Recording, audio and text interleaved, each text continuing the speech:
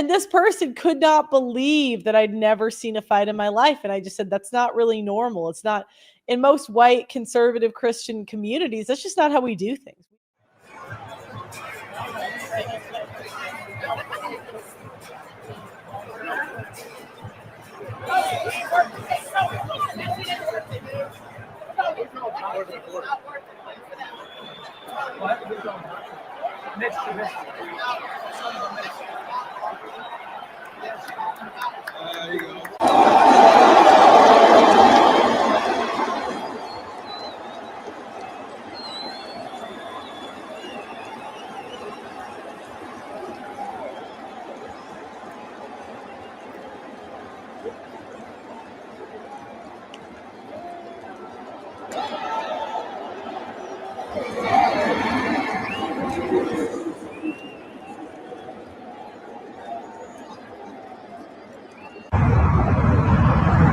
Give them a kiss!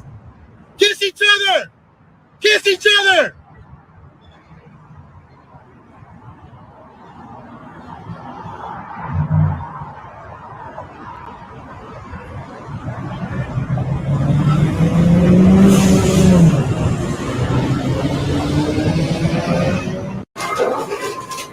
Why he thinks he's got to walking in front of you, but whatever. Well, I'm trying to get a drink, sir, for a DoorDash. Okay. Well, I'm trying to wait for my order. It doesn't mean you keep walking in front of me. I understand it, but I'm just wanting to ask a question. Don't need to get aggressive about it. You're gonna be an asshole. I'll fucking punch you in the face. You're gonna punch me in the face. I might. You're like, so just because there's a camera here, you're not gonna do it. Dude, just get out of my face. Dude, I'm just trying to do my job right now. Before I whoop your ass right now. You don't think I whoop your ass? Go ahead. Man? Go ahead. Guarantee I do. Go, I got good insurance. Come on. Huh? I got good insurance. Let's go. Yeah. Look, all I'm trying to do is just do my job. Want to do it? You turn your camera off, little boy. Oh, you want my camera? No. Yeah. Turn your little boy camera off. Turn your little boy camera off. Turn your little boy camera off. No. You take your helmet off. Come on, let's go. You want to give him my face? All I'm trying to do is my job. Get the fuck out of my face right now. Hey. Chill out, man. This is a public place. You don't want to start it. Place, man. You chill out. No, You saw that, right? He was here before you. chill out. Yes, he was. Yes, he was. He was over there packing his bag. He got DoorDash in his backpack. Yeah. Okay, I'm standing here for a minute. Don't disrespect nobody like that. All right, but he started Don't getting do that, man. You a grown ass man, man. This is a little kid. Yeah. You can see his eyes up under there. Just chill out, man. Chill out. You don't do stuff like that in public, man. All I'm trying to do is just get a the drink. people that you with.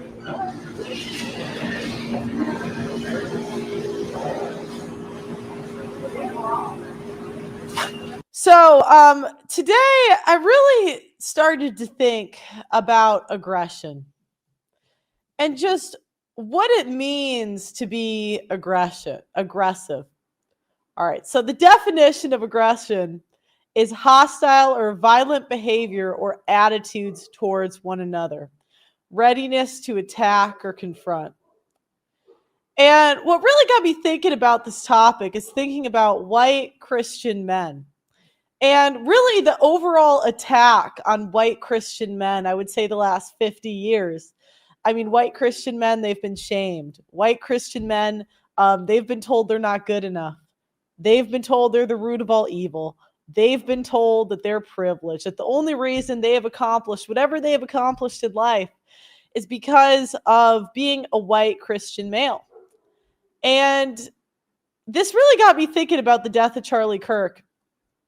And just how depraved people have been over his death. I mean, this is a father, a husband that got shot and publicly executed in front of the entire world.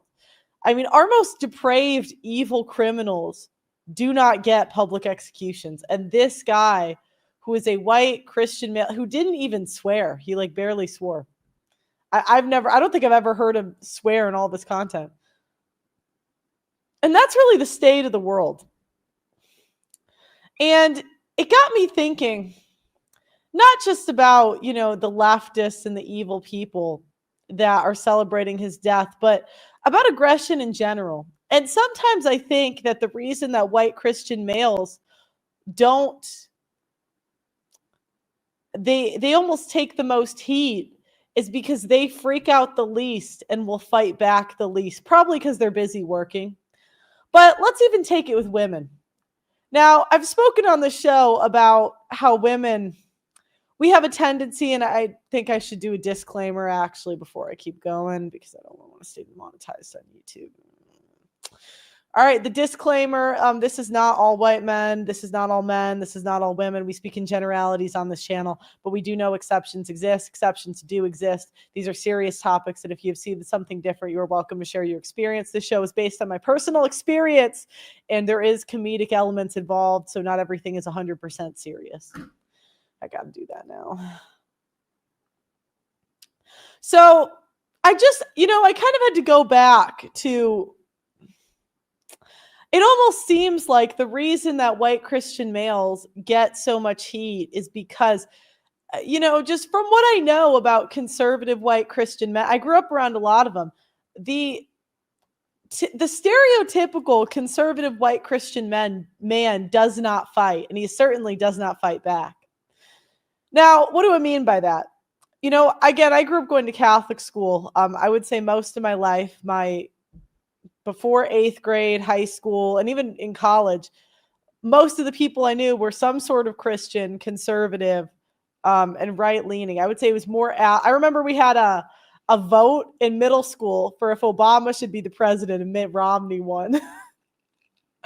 Not that it matters, but because you're in middle school, but you get the sentiment. Most of the kids were voting for their parents. It really got me thinking about the plight of the white Christian male. Now, I remember when I got into college, or maybe it was post-college, and I got into a conversation with somebody, and I said that I have never seen a fight. I've never seen it in my life. I have never seen two people go at it. And I talked to somebody that was from, I would say maybe a less Christian background, a more urban, I guess you could say. And this person could not believe that I'd never seen a fight in my life. And I just said, that's not really normal. It's not in most white conservative Christian communities. That's just not how we do things. We don't throw fit. I mean, I literally in my middle school, high school experience, I cannot think of one. I'm not saying it didn't happen. I'm just saying if it did, I was not there. I wasn't. And what I would say is more of the norm for white conservative Christian men is to walk away. And if somebody's getting aggressive, really, and you could argue that maybe they have no choice. I don't know. As most of you know, I have been fighting on the front lines of the simp epidemic for years, but I need to tell you about a quiet weapon being ratcheted up against men that is rarely talked about. It's not just the relentless anti-masculinity propaganda and OnlyFans hoes causing the societal issues that we discuss on this show. Did you know that the average city's tap water contains trace pharmaceuticals and endocrine disruptors? This often includes estrogen from birth control. The average adult consumes a credit card worth of plastic every single week. That's 5 grams of plastic a week on average. So it's no wonder that the average male's testosterone is half of what the average was 50 years ago. Testosterone levels decline 1% a year, and without a course correction, we are headed towards extinction. No matter how based you are, you need to be naturally boosting your testosterone. My friends at Chalk, CHOQ.com, are on a mission to save mankind from extinction by boosting your vitality. Chalk's Male Vitality Stack contains premium and potent herbs clinically studied to naturally boost your testosterone levels, sperm count, and overall vitality. Just one of the many ingredients in the Male Vitality Stack was studied in double-blind human clinical trials to boost total testosterone 20% in 90 days. When you boost your testosterone, you'll have more mental clarity, you're more capable of making decisions and taking risks. Having high testosterone will also affect your pheromones, so women will find you more attractive subconsciously. Get the Chalk Male Vitality Stack right now on Chalk.com. That's CHOQ.com. Use my name Pearl as your coupon code and you'll get 25% off site-wide on Chalk.com. That's CHOQ.com. My name Pearl is the discount code. But it makes me question, is the reason that, they become the punching bag because they're too busy or don't have the time to fight? And I'll watch these and And I took it to the streets today, but it just seems like this is not going to upload. So I don't know. Maybe we'll play it later. Because I thought it'd be fun to go on the streets, get the interview. That's why I'm a little late. Because I'm on the streets, I get the interviews, and then I come back. Charlie was basically crucified. It's totally true. Unless it's life-threatening, imminent threat, it's different. And look, I as a woman, I cannot understand the threat of violence. I will personally never understand it. So I want to be clear. There are times when I do this show and I really don't come in with an agenda. There are times where I say like women shouldn't vote. I can't say that anymore. Where there are times where I say women should, there are times when I mean what I say, but there's also times when I don't understand the aggression of the man. So I'll go through, read the men who want to be left alone. Can it be read in an article or is this longer? I mean, it depends how long will it take.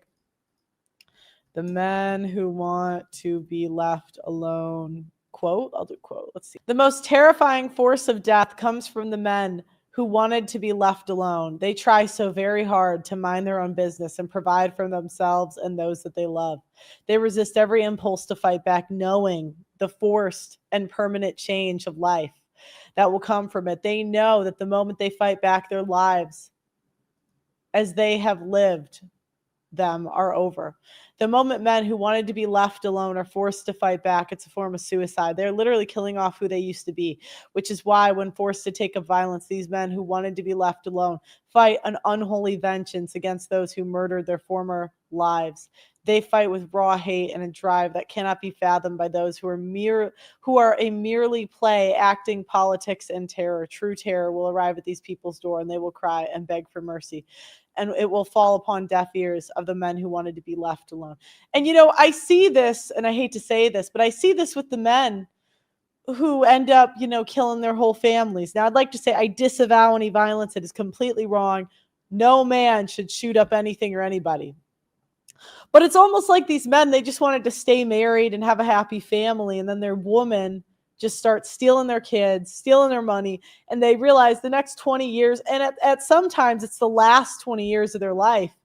I mean, a guy who's 40, if he starts getting robbed at 40 and now he's got 20 years of alimony and child support, I mean, he's going to be 60. I mean, he's almost dead by the time he gets off of it. And then they just crash out. They're like, I just wanted to be left alone. Now, I'd like to play devil's advocate here. There are times that I have seen where really, being left alone, being men walking away has not benefited them. And I've seen this, not necessarily for me, but you personally, because we didn't really have, this directive bullying maybe in my school, but there was people I know that did deal with bullies. And I think I saw a female bully on social media recently where this woman was just bullying this guy mercilessly.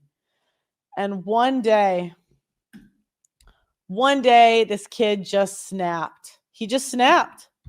And he beat the out of this girl. He did. I saw that, so it was pretty funny. And after then, she left him alone. And so at times, it seems like there is some value in fighting back and getting angry back and beating up the bully. But at other times, that gets you thrown in jail, killed. And, I'm really not saying one way or the other, but I'm really asking the question. And it seems like when I do street interviews, there's really a mix of opinions. Some people seem to think it's weak to walk away. And that the bullies, they'll just never end. And in this case, I kind of wonder, it seems like the people, and I think this is a frustration of conservative white Christians, and I would even say black Christians too. I would just say, Christians in general. It can feel like at times the only person that gets catered to or gets their way are the ones that are the most insane.